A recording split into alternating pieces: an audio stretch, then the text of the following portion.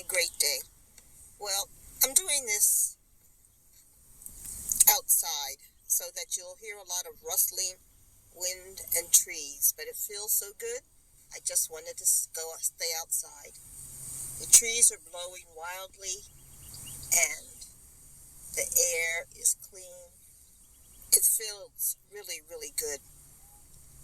Well, I just wanted to say a little bit about Donald Trump and his hearing tomorrow, where he is going to be um, appearing in court for the first time about his indictment for criminal activity regarding his affair with Stormy Daniels,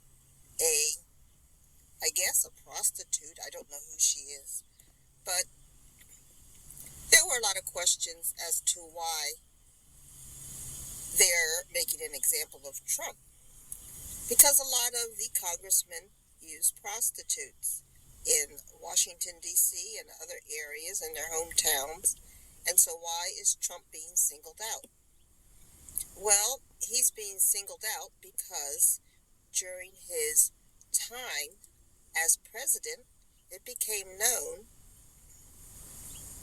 that he had instructed his attorney to pay off Stormy Daniels for her silence. And according to what I know of the case, which is very little, I think the money came from his political funds. If that's the case, that's totally illegal. Every person who runs for office has to follow a code of ethics, and that regards money they solicit for their campaigns and so forth. Where is that money going and how is it being used? It has to be reported to the government, and the government checks to make sure nothing abusive is going on. So he's being indicted for violating a law, a very important law. Why did this law come about? Because probably years ago, people were getting money under false pretenses. They were soliciting money from voters, just regular citizens, and then they were using that money for all kinds of things. They might have been buying themselves a house, they might have been starting a business, they might have been paying prostitutes, they might have been doing all kinds of things. Let your imagination go wild. And so they started this process whereby to run for office, you have to fill out a form that lists your assets to make sure there's no conflicts of interest. In other words, if you are going to be in an office that has jurisdiction over some land, and you are interested in buying that land cheap and then putting a business on it, and you just need to be in the office so that you can pull the property from the rightful owner and get it in your own possession, that would be a very bad thing. And believe it or not, a lot of people do it. A lot of people do have conflicts of interest where they have the power to do something that's criminal against somebody else, and it puts them or their family member or somebody they're in business with in an advantageous position. So this law's been around for a long time, and it was required because of so much criminal activity in fundraising and where that money was going and what people were reporting. They take it very seriously. Everyone has to do a course on these regulations periodically if you're an office holder. And so everyone is aware of the importance of following these laws. Now, George Santos is a senator, and everybody's crying because they say, hey, he didn't tell the truth. He didn't attend such and such college. He was supposedly a drag queen or dressed in drag or some other similar allegation, and he didn't reveal that. Well, there aren't laws for that. There aren't laws that say you have to tell people about your education. There is no education requirement for running for office. There is no law that says you have to tell people about your bizarre activities. So if you're like dressing as a drag queen, you do not have to reveal that when you're running for office. It is the duty of the people that are running against you and the Secretary of State for your state to investigate you, to make sure you have the degrees that you claim, to make sure that um, you're not a criminal, and so forth. If they don't do what they're supposed to do, what they're paid to do, then of course you're going to get people making all kinds of false allegations in order to prompt themselves up and make them look like a great candidate for whatever office they're running for. So, in this case, Trump did violate, allegedly, a law. It wasn't something that he could do or not do if he wanted to or not.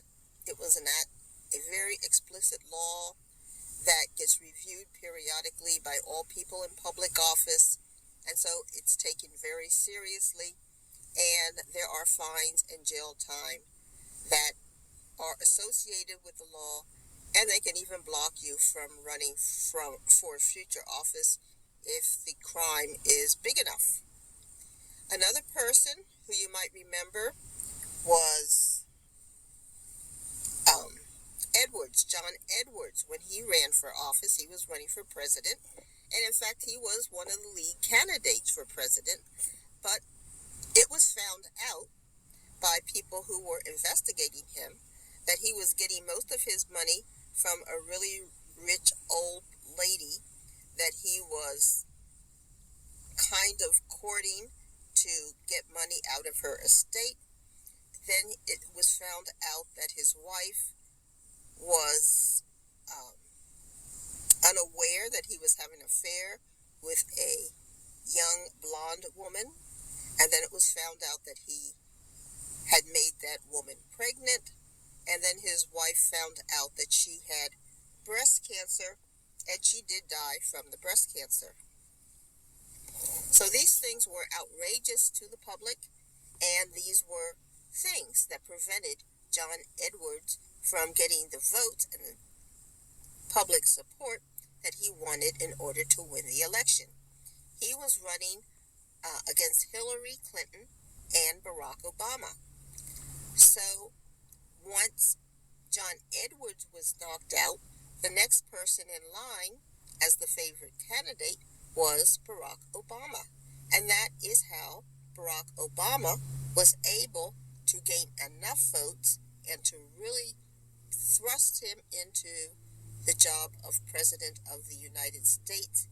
And he had a historic presidency. I don't know exactly how things are going to go, but I know the prosecution against Donald Trump does have Trump's past fixer, his fixer attorney, on the side of the prosecution. And believe it or not, this guy has all of the knowledge. He kept all of the books. He kept all of the records. He went to jail for this Stormy Daniels case. He was disbarred for this Stormy Daniels case. So he has been watching how everyone associated with Trump has been going to jail, while Trump always seemed to skate off away from the dangers. So he wants to say, if you're going to order me to do illegal things and I do them because I'm working for you, and I feel that your pattern of work has always been on the corrupt side, and we've been doing this for decades, well, you should suffer too. So he has a lot of records on Donald Trump, and Donald Trump will have to answer all of the allegations. So it's not just a matter of Donald Trump having had sex with a mistress. I don't think most of us would bother much about that because, as I said, a lot of those congressmen, probably almost all of the men, maybe even some of the women, are using prostitutes. So we'll have to see how this comes out tomorrow. Donald Trump has asked that no cameras be allowed in the courtroom when he is before the judge. He does not want that to be a picture that will pop up. But I think the event is so huge in that no president has ever been indicted for a crime, ever. Although a lot of presidents in the past have done crimes. But with the internet, with all the social media, it's not going to be the same as if you were, say, Andrew Jackson, who I believe is Trump's favorite president. He could get away with a lot of things because there was no one really watching him closely, and he could do illegal things without having to worry about getting caught and held responsible.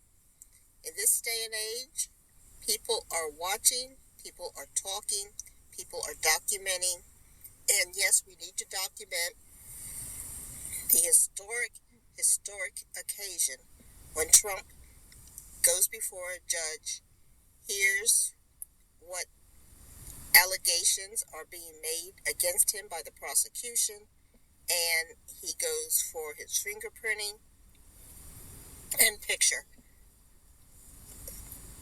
Well, I'll talk to you later. Like and subscribe. Bye.